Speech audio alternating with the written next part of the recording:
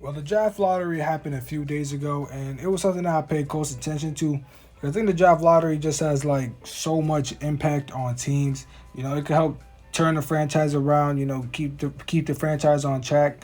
All types of things it could do, and a lot of teams, especially in this draft class, a lot of teams could benefit from these players because it's supposed to be one of the most stacked drafts of all time. Like they said, like the top like 10 picks could have been a top three pick or something like that in other draft class. So I was really interested in seeing which team would get which pick because it's actually important. And a lot of teams, some teams missed out on their picks because due to like protections and all that stuff. And some teams jumped up in the draft. So it's really interesting to see. So I think you guys already know the order, but if anything, I'll just tell you them order. This is not like who I think that they will draft. It's who I think that they should draft. So you might see some names in here that you don't agree with at a certain spot. Maybe you think somebody's too high. Maybe you think somebody's too low. That's fine. It's your opinion. It's just like my opinion who I think should go where. See, I'm just gonna jump into it. Number one, Pistons. This shouldn't even be like a a debate, or argument, or whatever. They should take Kate Cunningham. They have Killian Hayes right now, but Killian Hayes is 6'5", so he could play either point guard or shooting guard, and so can Cade. And I think he could even run a little bit of small forward if anything.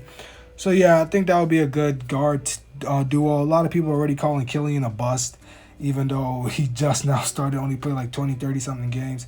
So there's still a lot for him to show. And we all know who Cade is by now. He's going to be a good scorer. He's going to be a good passer. He's good defender, 6'8", all that stuff. So, I think he's the consensus number one. And I don't mind that Cade being number one, even though there's other people in the draft that I kind of like more than him. At number two, I got the Rockets taking Evan Mobley. I've seen a lot of people taking Jalen Green here, which to me doesn't really make sense. A lot of people saying, "Oh, KPJ can run the point guard." I'm not factoring in KPJ here. I'm factoring Christian Wood because Christian Wood, he's been playing power forward, but he's a center this year, and the starting power forward for this Rockets team is Jay Sean Tate. And while that's nice, he had a good rookie season. At the same time, I don't think you want Jay Sean Tate to be a starting power forward, especially because he's more of a role player. So I think you take Evan Mobley. He's a versatile defender. He can also shoot. And I think you need good defenders next to Christian Wood because Christian Wood isn't that guy on defense. So I think you take Mobley. Number three, this might be a little bit controversial. I got the Cavs taking Scotty Barnes. A lot of people may ask, who the hell is Scotty Barnes? Listen. He's a power forward, small forward. He can't really shoot, but he's an amazing defender.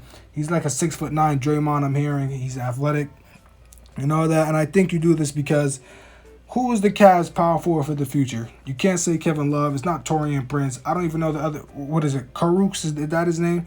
No. So I'm thinking, you already have Darius at point, Colin at the two. But even if you are interested in trading Colin, I think you can also just slide a Curl to the two if you are going to trade him. So it doesn't even make sense to take Jalen Green or something like that. So I think you just take Scotty Barnes, a good defender to pair next to Colin and Darius, who aren't that much good of the defenders, if that makes any sense. But yeah, I think they take Scotty Barnes at the Raptors number four. I think you would expect Jalen Green to go here, but I got Jalen Suggs, and my reasoning is pretty simple. I don't know if the Raptors are going to be fully in on Fred VanVleet as a point guard. If it's expected that Kyle Lowry is supposed to leave in free agency. So I think they should just take Jalen Suggs, a guy that can play point guard. That's his primary position, but also play shooting guard. So even if they do say, okay, we want Fred running the point, you could always have Jalen Suggs sliding at the two, or you can say, okay, we want Jalen Suggs running the point. Now you've got Fred VanVleet at the two, whatever, blah blah, whatever. Then we got number five. This is where I finally got Jalen Green coming off the board. And just for the record, I like Jalen Green. He's my favorite prospect of the draft. And I think he has the potential to be the best player in the draft. But I just don't think it will be smart for those other four teams to take him. So yeah, so the Magic, they have a lot of guards. Cole Anthony, MVP Fultz, RJ Hampton. All those guys I think could be future All-Stars, but I don't think you even blink twice at the opportunity of taking Jalen Green, because out of all of them, I think he's the most sure thing. He's going to be a 20-point scorer, I think, straight off the bat. Amazing scorer, athletic, has potential to be good at defense too. So yeah, I think you just take Jalen Suggs. Number six, the Thunder fall out the top five.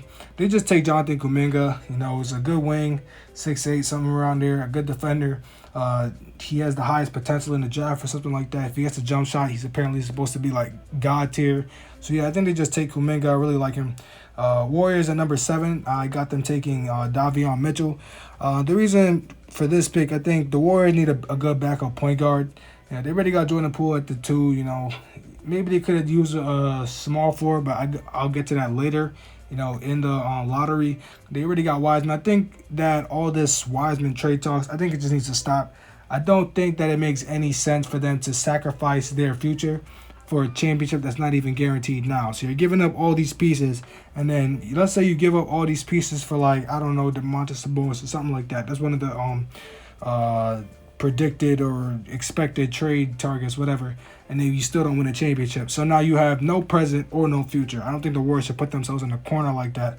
So I think they should just take Davion, 6'2" point guard out of, I think it's Baylor. Just won a national championship, so he's a proven winner. He's supposed to be the best perimeter defender in the draft. He's gone to be a 40-point, 3-point shooter, so I think he's the perfect fit for the Warriors. At number 8, I got Franz Wagner for the Magic. Franz is like a 6'9". He's a 3-level scorer.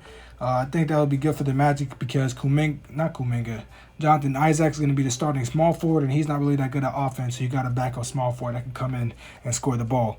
At number 9, I got the Kings taking Keon Johnson. Keon Johnson is a super athlete that's good at defense. I think he had like a 48-inch vert or something like that. So I think if they're going to be out on Buddy, and you're going to just have De'Aaron and Tyrese Halliburton as the 1 and the 2, it would be good to have a good backup shooting guard to come off the bench. He's 6'5", and just play some good defense. Number 10, I got the Pelicans taking Moses Moody, 3-level scorer. I don't know what else to say. He's good at shooting. I almost put Corey Kispert here, but I was like, Moses Moody could do more, like off the dribble and stuff. So I just take the Pelicans taking him. At number 11, I have the Hornets taking Josh Giddey. Josh Giddey is a foreign prospect. He played in the same league as LaMelo, the NBL, and he was pretty much a good triple-double guy. He 10, 7, and 7. He reminds me a lot of LaMelo, and the reason for this pick is because Devontae Graham is going to be a free agent, and I don't know how much money that the Hornets will really be willing to pay him. So I think you just take Josh Giddey to become the new backup point guard, and because he's so similar to LaMelo, I think like when LaMelo sits on the bench, it's like you're almost not even losing anything. And just for the fact that they play in the same league, and they didn't have like similar stats, but they're both 6'8", 6'7" point guards. So I think that we can't really go wrong there. And then at number 12, I got the Spurs taking Corey Kispert. I think the Spurs could do, wonders with Corey Kispert. Honestly, I think they could make him like a super Danny Green. He's supposed to be the best scorer, the best 3-point shooter in the draft. So I think that'd be really good for the Spurs, who are kind of lacking in offense. And then at number 13 for the Pacers, I got them taking Isaiah Jackson. Versatile, defensively versatile big. I think if you're out on Miles Turner because he's older, I think you could have Domantas Sabonis running the 5, and then just have Isaiah Jackson, running the 4, since he's good at defense. And Domantas isn't really that guy on defense. So that's my reasoning for that pick. He can play small forward and power forward. Needs to work a little bit on his offense.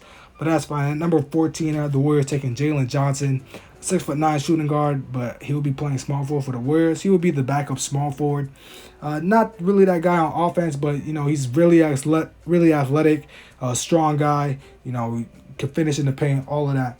So I think he'll be good, and he's good at defense. So I think that'll be a fire pickup for the Warriors.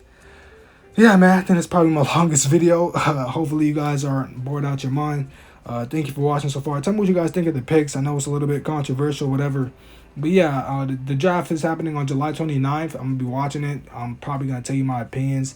And one thing about this draft, I think, is that last year was a draft that, kind of like contenders were like in like the top of the draft. So people were like, okay, yeah, people are going to trade these picks.